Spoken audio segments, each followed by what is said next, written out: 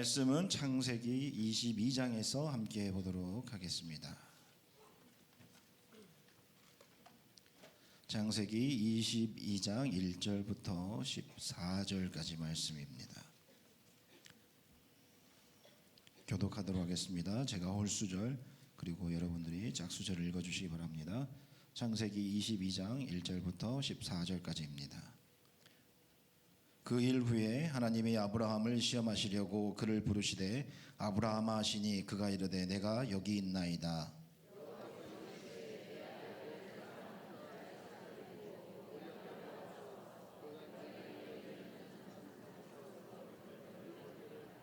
아브라함이 아침에 일찍이 일어나 나귀의 안장을 지우고 두 종과 그의 아들 이삭을 내리고 번제에 쓸 나무를 쪼개어 가지고 떠나 하나님이 자기에게 일러준 곳으로 가더니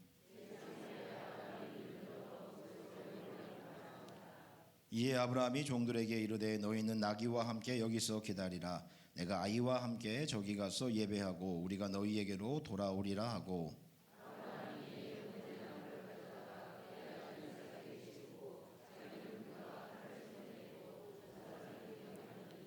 이삭이 그 아버지 아브라함에게 말하여 이르되 내 아버지요 하니 그가 이르되 내 아들아 내가 여기 있노라. 이삭이 이르되 불과 나무는 있거니와 번제할 어린 양은 어디 있나이까.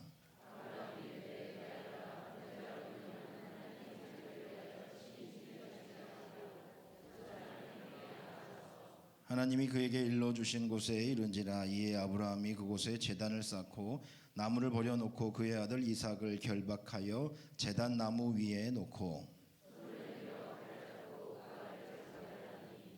여호와의 사자가 하늘에서부터 그를 불러 이르시되 아브라함아 아브라함아 하시는지라. 아브라함이 이르되 내가 여기 있나이다 하매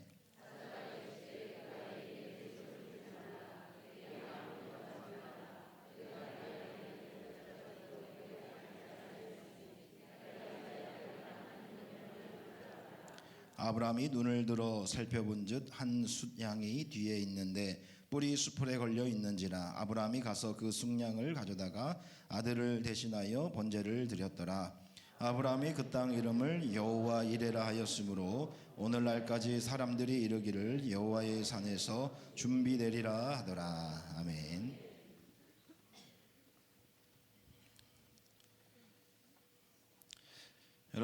여러분들에게 믿음의 아버지는 누구십니까? 많은 사람들은 아브라함이라고 말을 할 것이지만 저의 믿음의 아버지는 아브라함이 아니라 이원영 목사입니다. 이원영 목사가 누구냐면 저의 아버지입니다. 제가 어릴 적에 아버지께서 강단에서 설교하시던 모습 지금은 사실 기억나는 게 그리 많지 않지만 유독 잊혀지지 않는 설교 몇 개가 있습니다. 그 중에 하나가 오늘 우리가 읽었던 본문을 가지고 아버지께서 함께 말씀을 나누며 설교를 했던 장면들입니다. 아브라함이 이삭을 모리아산으로 데리고 가서 하나님 앞에 제사를 지내려다가 결국에는 하나님께서 준비하신 양을 통해서 번제를 드린 이야기를 하시는데 저희 아버지께서 워낙 열정적으로 설교를 하시는 분이라 정말 사람들 앞에서 마치 자신의 아들을 죽이려고 갔던 그 아브라함의 이야기를 하면서 저를 힐끗 쳐다보는 듯한 느낌을 참 많이 받았습니다. 저는 아브라함의 믿음을 본받자라고 하는 그 아버지의 말씀에 아멘이라고 한 번도 대답해 본 적이 없는 것 같습니다. 그런데 참 교인들은 무심합니다. 그 아들이 앞에 있는데도 아멘 아멘 하는데 참 저는 그때 너무나도 힘들었던 것 같습니다. 마치 자신이 믿음의 아버지인 아브라함처럼 자식마저 버리고 죽을 각오로 십자가를 지고 정말 하나님의 목회를 감당했던 저희 아버지기에 저 스스로도 그 말에 대해서 그래 우리 아버지는 저런 설교를 할 수 있는 자격이 있다라고 말하고 싶지만 그래도 저는 사실 언젠가 저 아버지가 저를 하나님 앞에서 바친다고 하면 어떡하나, 정말 하나님 앞에 나를 번제물로 드린다라고 말하면 어떡하나라는 두려움을 가지고 살아갔습니다. 그래 내 인생이 저 사람에게 버림받거나 아니면 죽임당하거나 아마 그렇게 끝날 거야 라고 저는 어린 나이에 생각했던 것 같습니다. 그런데 매번 들을 때마다 교인들이 아멘 아멘 하는 것은 참 제가 그래도 이해할 수 있습니다. 그래도 목회자가 열정적으로 설교를 하니까 당연히 아멘 하지만 그 말에 눈 하나 깜빡거리지 않고 아멘 하는 사람이 있는데 한수남 사모입니다. 이 한수남 사모가 저를 부활절에 저를 낳고 저를 서원했던 저희 어머니입니다. 참 이스라엘 전승사에 의하면 사라는 그 아브라함이 했던 행동 때문에 6번이나 기절해서 결국에는 그것 때문에 죽었노라고 하는 전승사도 있는데 참 저희 어머니 저희 아버지는 부창부수입니다. 앞에서 크게 정말 아브라함의 믿음을 본받자라고 말하면서 아들을 끌고 간 아브라함의 이야기를 설교하는 아버지나 그 말에 대해서 아멘 아멘 하면서 마치 자신의 아들을 바쳐서 그렇게라도 해서 믿음을 보여야 한다라고 하는 저희 어머니나 저는 어릴 때 저 부모 밑에서 내가 어떻게 살 수 있을까를 고민했던 적이 있습니다. 여러분 제가 웃자고만 하는 얘기는 아닙니다. 어릴 적에 아버지께서 하시던 설교를 늘 저는 이삭의 관점에서 들었고 언제나 성경을 볼 때도 저는 이삭의 관점에서 성경을 바라보았습니다. 그래서 이삭의 관점에서 바라보니까 아버지는 너무나도 매정하고 아무리 믿음을 보이고자 하는 그 마음이 있다고 할지라도 어떻게 정말 사랑하는 아들 독자인 나를 그렇게 할 수 있어 아마 그 마음속에는 아버지에게 말은 못하지만 두려움과 때로는 원망이 있지 않았을까 저는 늘 생각하면서 성경을 읽었습니다. 그런데 성경을 읽다가 저도 나이가 들어가면서 아들 이삭의 입장이 아니라 어느 날 아버지 아브라함의 입장으로 점점점 성경을 바라보고 그리고 읽게 되었습니다. 그렇게 제가 아버지의 관점으로 바라보게 된 두 가지 중요한 계기가 있는데 저에게 아들이 태어났다라고 하는 것과 그리고 그 아들이 저와 너무나도 똑같은 아이라고 하는 사실입니다. 그런데 저는 이제 그 아이 앞에서 오늘 아브라함이 이삭을 하나님에게 바치려고 했던 이 이야기를 설교하고 있습니다. 어제 내 아버지가 설교했던 내용을 이제는 제가 강단에 서서 여러분들 앞에 설교하고 있는 것을 보노라면 참 어떻게 제가 이 말을 감히 할 수 있을까라는 생각이 들지만 그래도 저는 오늘 이삭의 관점이 아니라 이제 다시금 아버지 아브라함의 관점으로 여러분들과 함께 설교를 하고자 합니다. 여러분 비록 자식들 앞에서 아들을 바치려고 했던 아브라함의 이야기를 자신 있게 설교했을 아버지, 그런데 제가 아버지가 되고 보니까 저의 눈을 바라보지 못했을 것 같은 아버지가 생각이 납니다. 저희 아버지는 신학교를 늦게 다녔습니다. 사업을 하시다가 늦게 이렇게 신학교를 가서 전라도 나주라고 하는 곳에서 개척을 하셨는데 교회를 개척하고 나서 생각지도 않게 처음부터 부흥이 너무나도 빨리 됐습니다. 그런데 중간에서 도와줄 사람이 하나도 없는데 혼자서 모든 것을 다 해야 했기에 거의 자식들을 포기하고 오로지 교회만을 신경 쓰던 분이 바로 저희 아버지입니다. 저희 어머니는 늘 자식들이 미안해서 어떻게 해서라도 맛있는 거 하나라도 더 해주고 사랑을 더 전하고자 했지만 저희 아버지는 새벽부터 저녁 늦게까지 교회에서만 오로지 정말 교인들을 위해서만 살았던 아버지였습니다.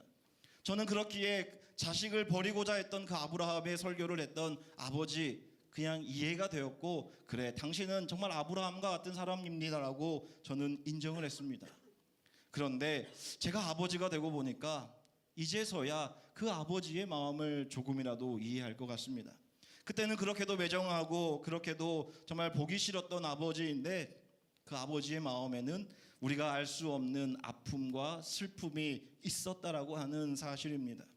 여러분 우리는 탕자의 비유를 잘 알고 있습니다. 탕자에게 전 재산을 주어서 도시로 보낸 뒤에 늘 불안하고 걱정이 되어서 동구 밖에서 어제나 오늘이나 늘 기다리던 아버지의 모습을 우리는 성경을 통해 보았습니다. 사랑하는 자식이 혹시라도 잘못된 것은 아닐까 늘 불안하고 초조하면서 그 속이 시커멓게 타버렸을 아버지의 마음을 우리는 성경을 통해 알 수 있습니다. 그런데 어떻습니까? 어느 날 자신이 그렇게도 기다리고 기다리던 탕자 아이가 돌아오게 됩니다. 그에게 한마디라도 뭐라고 할 수 있을 터인데 달려가서 그 아이를 안습니다. 그러면서 그 아이와 함께 울면서 어서 오라고 너에게 내가 얼마나 기다렸는지 아냐라면서 그 아이를 맞아주는 아버지 하나님의 마음을 이제야 조금이나마 알 것 같습니다. 제가 아들일 때는 전혀 몰랐던 그 마음이 이제 아버지가 되고 보니까 서서히 하나씩 깨닫는 것 같습니다. 그러면서 삐져 있는 큰 아들조차도 너는 더 큰 것을 받을 것이니 슬퍼하지 마라고 안아주시는 그 아버지, 그 아버지의 마음이 이제 저의 마음이 되는 것 같습니다. 여러분들은 어떠십니까? 어제까지만 해도 누군가의 자녀였던 우리들은 이제 누군가의 부모가 되어 이 자리에 있습니다. 또한 누군가는 아직도 자녀의 위치에 있지만 여러분들도 누군가의 부모의 자리에 반드시 올라설 것입니다. 그때 오늘의 이 말씀을 기억하신다면 여러분들의 인생 가운데 주님의 귀한 은혜가 함께 하실 것을 믿습니다.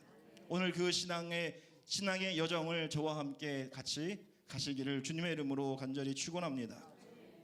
저는 이것이 신앙이라고 생각합니다. 욥이 뭐라고 말합니까? 내가 귀로만 듣다가 눈으로 주님을 배우니라고 말을 합니다. 귀로만 듣던 하나님은 누구입니까? 목사님이나 친구들이 알려준 말이나 소문을 통해서 내가 간접적으로 그리고 머리로 배운 하나님입니다.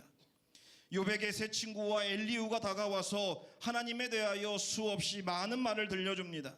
그 안에는 위대한 신학도 있고 또한 위대한 교훈도 있습니다. 그리고 인간의 지혜로는 도저히 알 수 없는 그런 말씀들이 매우 많았습니다. 그뿐만이 아닙니다. 위대한 전통적인 신학이 있었고 그곳에 도구마가 있었습니다. 그런데 그 말을 들었을 때 욥은 어땠습니까? 하나님을 오히려 원망하고 그리고 그것이 욥에게 문제의 해결책이 되지 않았습니다.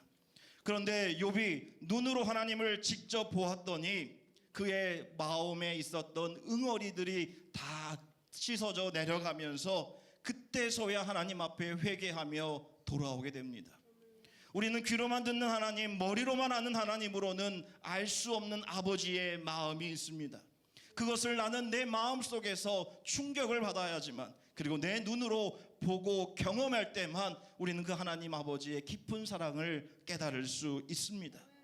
욥은 언제나 자신의 생각과 자신의 가치관으로만으로 생각했지만 하나님을 직접 보니까 그 아버지의 마음이 나의 마음이 되는 것을 느끼게 되었습니다. 여러분, 이와 같이 우리가 입으로만 고백하는 신앙이 아니라 이제는 그것을 눈으로 보고 직접 돌이켜 하나님 앞에로 돌아갈 수 있는 신앙이 되기를 바랍니다. 엠마오로 가던 제자들이 어땠습니까? 그들이 예수님의 음성을 들었을 때 예수님이 옆에 있는 것조차 몰랐지만 성령님께서 그 마음에 뜨거운 감동으로 보였을 때 그때 그들은 회개하고 다시금 돌아가 자신이 있어야 할 곳에서 예수 그리스도의 다시 사심을 전하게 되었습니다. 여러분, 이와 같이 우리의 삶 가운데 함께 하시는 하나님을 경험하시기를 바랍니다.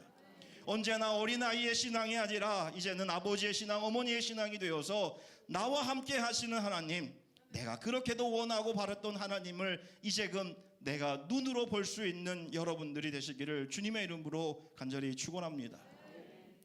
제가 아브라함과 이삭의 이야기를 다르게 보게 된 계기가 있습니다. 제가 저의 신앙의 간증을 하자면 앞에서도 말한 것처럼 저희 아버지가 전라남도 나주에서 목회를 시작했을 때 너무나도 힘들었습니다. 하지만 저희 아버지는 시작하자마자 창고에서 교회를 건축을 하고 그 건축한 교회에서 계속해서 부흥을 했습니다. 근데 저는 아버지를 빼앗겼다라고 하는 생각이 늘 가득했습니다. 그래서 아버지에게 관심을 갖고 싶고 아버지가 저를 좀 봐줬으면 좋겠고 아버지에게 사랑받고 싶어서 저는 못된 행동을 하기 시작했습니다.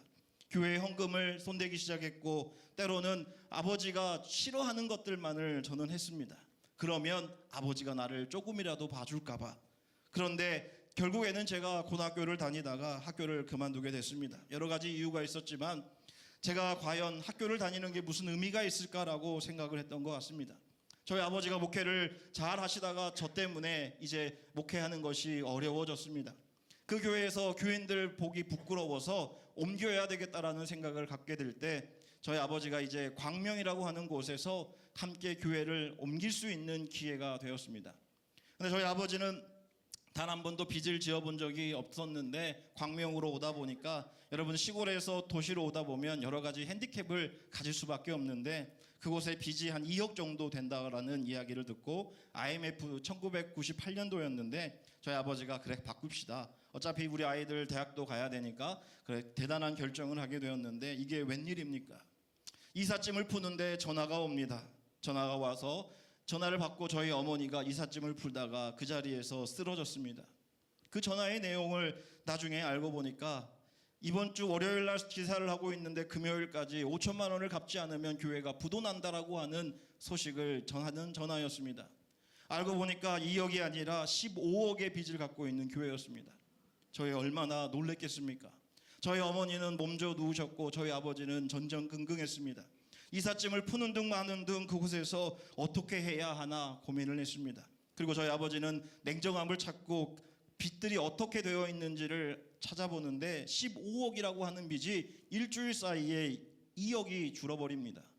왜 그러냐면 그 목사님이, 가신 목사님이 자기는 이만큼 고생했는데 그래도 내가 2억 정도 퇴직금으로 받아야 된다라고 생각하고 빌리지도 않았는데 누군가한테 빌렸다라고 차용증을 주고 그렇게 가버린 겁니다. 근데 저희 아버지가 그걸 발견하고 2억이 깎였습니다.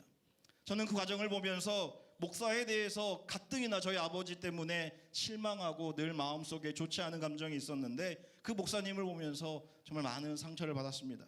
그리고 나서 제가 결정했습니다. 신학교를 가자. 다른 사람들은 신학교를 갈 때 은혜 받아서 가고 사명 받아서 가는데 저는 신학교를 그렇게 가지 않았습니다. 저는 신학교 갈 이유 하나입니다. 제가 한 번만 좀 쌍소리를 하겠습니다. 도대체 신학교육이 어떻길래 저런 쓰레기 같은 목사를 길러내서 저런 쓰레기 같은 목사가 사람들을 저렇게 호도하면서 살아가냐고 내가 신학교에 가서 그 모습을 직접 눈으로 보자고 저는 감신대에 들어갔습니다. 저의 신학교 시절이 어떻겠습니까? 은혜롭지 않았습니다. 저는 언제나 늘 삐딱하고 날카로운 시선으로 살았습니다. 저에게는 늘 어두운 그림자가 있었습니다. 늘 누군가가 너 잘만 걸려봐라, 내가 너 가만두지 않겠다라고 하는 생각으로 저는 신학교를 다녔습니다. 제가 학교에서 간 곳은 딱 3군데입니다. 저희 기숙사 옆에 있는 흡연실, 그리고 도서관, 그리고 술집입니다. 늘 정말 항상 그런 삶을 살면서 도서관에 가면은 성경을 보는 것이 아니라 그 당시에 유행했던 철학들을 보면서 비판 철학을 보면서 사회를 비판하고 사회를 분석하며 교회를 욕했습니다. 제 전공 중에 하나가 종교 사회학입니다. 도대체 어떻게 이 교회들이 이끌어가는지에 대해서 제가 늘 공부하면서 정말 제가 교회를 제대로 까리라, 정말 이 교회를 어떻게 해서든지 제가 낱낱이 세상에 드러내리라 라면서 저는 학교를 다녔습니다. 그런데 제가 조금씩 바뀌게 된 계기가 있습니다. 제가 2001년도에 군대를 가게 됐는데 군대를 가기 전에 이제 며칠 안 남아서 주일날, 토요일날 친구들이랑 밤새 이제 술 마시고 주일날 이제 새벽에 한 4시 반 정도에 들어갔습니다. 4시 반 정도가 저희 아버지가 새벽 기도를 가시고 어머니가 새벽 기도 가시려고 깰 때거든요. 그래서 항상 집에 들어갈 때 그 정도에 들어가는데 제가 우연찮게 아버지를 이렇게 보게 됐습니다. 저는 아버지가 저에게 신나게 정말 심하게 혼낼 줄 알았습니다. 그런데 아버지가 저한테 이런 말을 하셨습니다. 야, 동현아, 너 이 아빠 때문에 힘들지? 다 안다. 군대 가면 부디 나를 용서하고 군대 갔다 와서 너랑 나랑 정말 좋은 관계를 회복했으면 좋겠다라고 저에게 말을 하십니다. 근데 저는 지금은 되게 은혜롭지만 그때는 그 말을 삐딱하게 듣고 아버지에게 이렇게 말했습니다. 왜 아빠는 정말 이렇게 바보처럼 살아? 정말 힘들면 힘들다고 말하고 억울하면 억울하다고 말하고 그렇게 살면 좋잖아. 아버지가 아무리 참고 인내하고 살아도 알아주는 사람 하나도 없는데 왜 그렇게 바보처럼 사냐고 저는 아버지에게 말했습니다. 근데 아버지가 저에게 이렇게 말합니다. 그래, 안다. 네가 보기에는 내가 바보 같고 늘 손해보는 것 같지만 하나님이 나를 알아주시고 하나님이 나를 반드시 세워주실 것이다. 그러니까 너는 지켜보면서 아버지를 위해 기도해달라고 말하시면서 그렇게 아버지는 새벽 기도를 내려가셨습니다. 저는 군대에서 아버지와 눈물의 편지를 받고 정말 아버지랑 조금씩 회복해 갔습니다. 나중에 군대 갔다 와서 아버지가 오늘 이 본문을 가지고 다시금 설교할 때가 있었습니다. 예전에 제가 어렸을 때 그렇게 열정적이고 성공하고 있던 목회자의 설교가 아니었습니다. 우리 아버지의 설교는 자신의 뒤를 묵묵히 따라오고 있는 아들을 바라보면서 그 뒷모습을 흐트리지 않고 정말 앞모습은 눈물을 흘릴지언정 내 아들에게 당당한 뒷모습을 보여주고 싶은 아버지의 모습이었습니다. 저는 격세지감을 느끼며 그 아버지를 보면서 오열을 했습니다. 내 아들이 나의 뒷모습을 보고 따라오고 있는데 나의 발걸음을 흐트릴 수 있느냐라고 하는 그런 모습이었습니다. 늘 저를 안아주시고 웃어주시던 우리 아버지, 근데 저는 그 아버지를 그때서야 다시금 알게 됐습니다. 그렇게 힘들고 어려워도 자식에게만큼은 결코 그런 모습을 보이고 싶지 않았던 아버지. 저는 김구 선생님의 시를 좋아합니다. 눈 덮인 들바를 걸어갈 때에 함부로 어지럽게 걷지 말아라. 오늘 내가 걸어간 발자국이 훗날 다른 사람들의 이정표가 되리니. 아멘. 저는 아버지를 통해 살아계신 하나님을 경험했습니다. 아버지는 그렇게 사기를 당하고도 그 목사님을 고소하거나 욕 한번 해본 적이 없었습니다. 묵묵히 자신의 십자가를 지고 걷다 보니 하나님께서 갚아주시고 하나님께서 세워주셨습니다. 저는 그것을 제 눈으로 목격했습니다. 그 목격하고 나니까 저의 인생이 바뀝니다. 아무리 많은 도구마와 아무리 많은 설교가 저에게 들릴지라도 아버지를 통해서 저는 하나님의 살아계심을 경험하게 되었습니다. 저는 이 자리에 저희 아버지를 자랑하려고 이 자리에 선 것이 아닙니다. 제가 아버지가 되고 보니까 저보다 훨씬 크신 그 아버지를 이제야 깨달았다라고 하는 말을 여러분에게 들려드리고자 하는 것입니다. 어제는 아버지의 뒷모습을 보면서 여호와 이레의 산을 걷던 제가 이제는 누군가 저의 뒷모습을 보면서 하나님이 준비하신 그 산을 걷게 되었다라고 하는 사실이 이제는 조금씩 무거워지기 시작합니다. 내 아들뿐만 아니라 이제 나의 뒷모습을 보면서 따라오고 있는 성도님이 계시기에 더욱더 저의 삶 가운데 정말 어려움이 있지만 그래도 하나님께서 저에게 주신 십자가를 지고 오늘 이 자리에서 여러분들에게 말씀을 전하고 있습니다. 여러분들도 그 하나님을 만나시기를 바랍니다. 여러분들도 그 하나님을 전하시기를 바랍니다. 여러분들이 자녀가 있습니까? 그러면 그 자녀들이 여러분들의 뒷모습을 보며 지금 따라오고 있습니다. 여러분들이 어디로 가고 있든지 그 자녀들이 여러분들의 뒷모습을 바라보면서 여러분들의 발자국을 바라보면서 걷고 있는데 여러분들의 발자국은 어떻습니까? 어디를 향하여 가고 있고 그 발걸음은 흐트러진 발걸음입니까? 아니면 하나님을 위해서 묵묵히 걸어가고 있는 발걸음입니까? 여러분들 자녀들이 여러분들의 신앙을 따라오지 않는다고 그들을 뭐라 하기보다는 묵묵히 여러분들의 십자가를 지시기 바랍니다. 그러면 여러분들의 자녀들이 여러분들을 통해서 살아계신 하나님을 볼 것입니다. 여러분들을 통해서 하나님께서 여호와 이레 준비하신다라고 하는 사실을 깨닫게 될 것입니다. 그것만큼 중요한 신앙의 교훈이 어디 있겠습니까? 간절히 원하기는 여러분들의 뒷모습을 통해서 또한 여러분들의 신앙을 통해서 여러분들의 자녀가 하나님 보기를 위해서 살아가시기 바랍니다. 그래야 할 때 여러분들의 자녀는 결코 하나님을 떠나지 않을 것입니다. 제가 2014년도에 있었던 일을 여러분에게 들려드리고자 합니다. 2014년 1월 21일입니다. 이날은 제가 시골에서 대신방을 하는 날이었습니다. 그런데 전날부터 눈이 심하게 내립니다. 제가 대신방을 위해서 정말 몇 달 동안을 새벽과 저녁에 기도하면서 그날만을 준비를 했습니다. 사실 2012년에 당회 때 저희 교인들하고 사이가 안 좋아진 다음에 1년 넘게 여러 가지로 인해서 늘 불편하게 살다가 겨우겨우 그 갈등들이 해결되던 때였습니다. 그래서 저는 대신방을 2월 달에 하는데 1월 달에 했습니다. 빨리라도 우리 성도님들 찾아가서 그들과 화해해야지, 그들과 이제 좋은 관계를 맺어서 다시금 목회에 매진해야지라고 생각하면서 늘 기도했습니다. 제가 얼마나 기다렸겠습니까? 오죽하면 제가 그 날짜를 잊을 수가 없습니다. 2004년 1월 20일. 그런데 이게 웬일입니까? 새벽에 일어나서 창문을 봤습니다. 그런데 온통 세상이 눈으로 덮여 있습니다. 눈으로 덮여 있는 정도가 아니라 눈이 무릎까지 쌓여 있습니다. 저는 하나님 앞에 푸념으로 이렇게 기도했습니다. 하나님, 왜 나의 기도를 들어주지 않으십니까? 저는 역시 하나님 앞에 못난 목회자군요 라고 기도하면서 제가 문을 나왔습니다. 그런데 문을 나오는데 제가 깜짝 놀랐습니다. 저의 가슴 속에 커다란 섬광과 같은 것들이 느껴졌습니다. 왜냐하면 제가 교회를 가기 위해서 나왔는데 그 하얀 설원 위에 두 사람의 발자국이 교회를 향해 걸어가고 있었기 때문입니다. 생각해 보십시오. 실망감에 집에서 나와서 교회로 천천히 걸어갔는데 제 집 앞에 교회를 향해서 두 사람의 발자국이 보입니다. 여러분들, 그 발자국을 보고 저도 모르게 환희가 그리고 눈물이 났습니다. 이 발자국이 어디로 가는지 따라갔습니다. 발자국을 포개면서 갔더니 역시나 교회를 향해 걸어가는 발자국이었습니다. 그때 제 마음속에 깨달음이 있었습니다. 저는 그 발자국이 우리 교회 집사 두 분의 집사님의 발자국인 것을 알았지만 저의 마음속에는 하나님께서 영적인 눈을 주셔서 저와 함께 걸어가고 계시는 예수님의 발자국으로 보았습니다. 힘들고 어려울 때, 늘 눈물로 주님 앞에 기도할 때 나 혼자 있는 것 같고 나 홀로 주님의 길을 걷는 것 같은데 그 눈 위에 난 두 발자국이 나와 함께 걸어가시고 계시는 예수 그리스도의 발자국으로 느껴지니 제 마음에 감동이 찾아왔습니다. 하나님 감사합니다.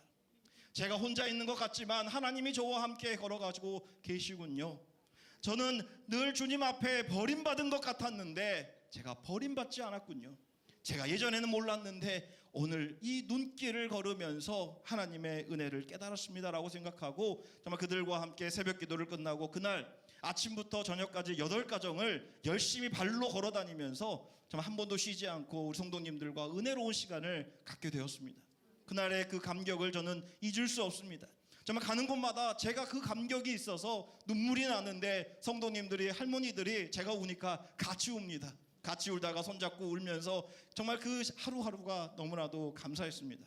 이제 잠을 자고 그 다음 날도 7집이 있었습니다.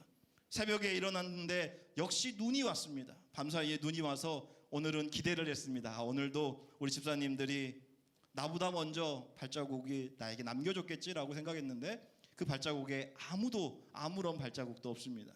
어제처럼 무릎 정도 올라오는 눈이 쌓였는데 제 마음에 약간의 실망감이 들었습니다. 그런데 그때 저에게 이런 믿음의 고백이 생겼습니다.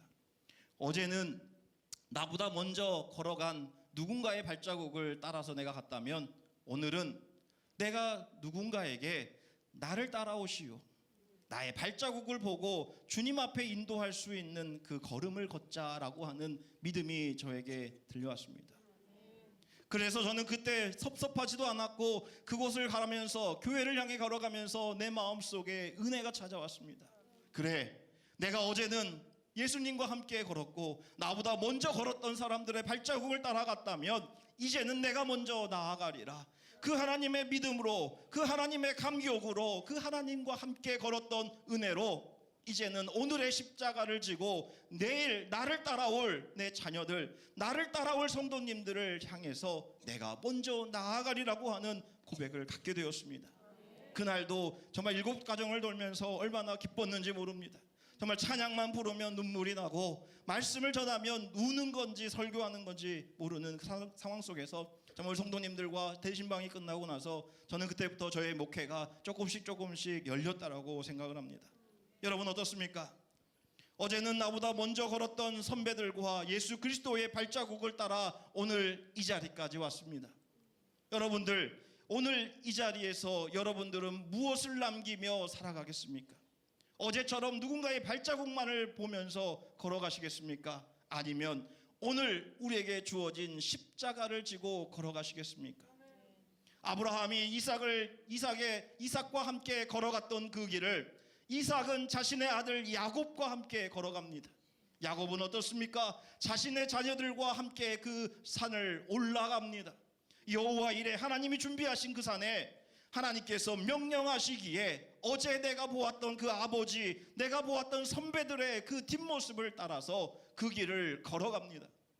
어제는 내가 따라갔지만 오늘은 내 뒤에 누군가가 따라오기에 그 믿음으로 살아가게 되는 것입니다. 여러분 어떻습니까? 추운 겨울에 우리를 따뜻하게 하는 연탄은 자기를 희생해서 우리를 따뜻하게 만들어줍니다. 자기는 죄가 되고 쓰레기가 될지라도 그의 헌신과 사랑으로 우리는 추운 겨울을 이기는 힘이 되게 합니다.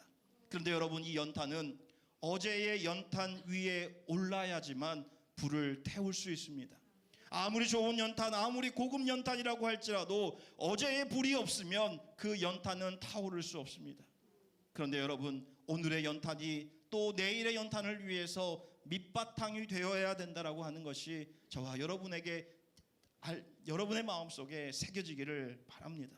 여러분, 오늘 내가 지피는 불은 내일 나를 따라올 우리 후배들과 내 자녀들이 다시금 불을 지필 수 있는 토대라고 하는 사실입니다. 여러분, 우리는 이제 어제의 십자가가 아니라 오늘의 십자가를 지어야 합니다. 어제는 내 아버지와 그리고 나와 함께 살아갔던 내 선배들과 함께 걸어갔던 십자가라면 이제 오늘의 십자가는 내일 나를 따라올 누군가를 위해서 지고 걸어가야 하는 십자가입니다. 아브라함이 어떻습니까? 어제 하나님의 말씀을 듣고 모리아로 갔습니다. 그런데 하나님께서 모리아에 도착한 아브라함에게 어제의 말이 아니라 오늘의 명령을 주십니다. 어제의 명령은 아들을 죽여라였지만 오늘의 명령은 무엇입니까? 그 아들을 살려라. 그리고 내가 준비한 것을 통하여 예배하라라고 하는 음성입니다. 여러분, 오늘은 우리는 어제의 십자가를 통해서 오늘로 왔고 이제 내일을 향해 걸어가야 합니다. 여러분, 내일은 오늘의 희생과 오늘의 눈물 위에 시작됩니다. 간절히 원하는 것은 우리 꿈의 교회와 여러분들의 가정을 위해서 여러분에게 주어진 책임이 있습니다. 그 책임은 바로 우리를 통해서 우리 뒤를 따라오는 후배들에게 그리고 우리 자녀들에게 하나님에게 이르는, 그리고 우리를 통해서 하나님을 보여주는 것입니다.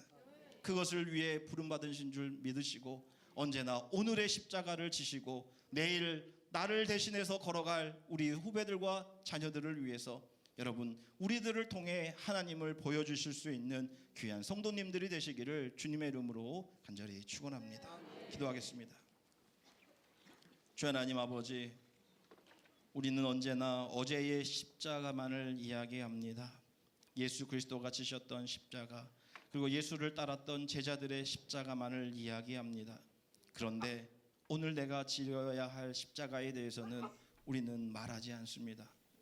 오늘 우리가 십자가를 지어야지만 내일 우리 자녀들과 우리의 후배들이 우리를 바라보며 그 십자가를 지고 주님이 준비하신 산으로 오를 수 있습니다. 우리를 통하여 하나님을 보여줄 수 있는 믿음의 자녀들이 되게 하여 주시옵시고, 우리를 통하여 이 교회와 이 나라와 이 민족 가운데 주님께서 역사하시고 주님께서 준비하시어 우리 모두가 구원의 잔치를 벌일 그날을 위하여 함께 오늘의 눈물과 희생의 십자가를 지고 걸어갈 수 있도록 도와주시옵소서. 어제의 발자국이 아니라 오늘 내 발자국을 통해서 걸어올 그들을 위해서 오로지 주님만을 바라보며 좁은 길을 걸어갈 수 있는 귀한 꿈의 교회 되게 하여 주시옵소서. 하나님이 함께 하심을 믿고 예수 그리스도의 이름으로 기도하옵나이다. 아멘.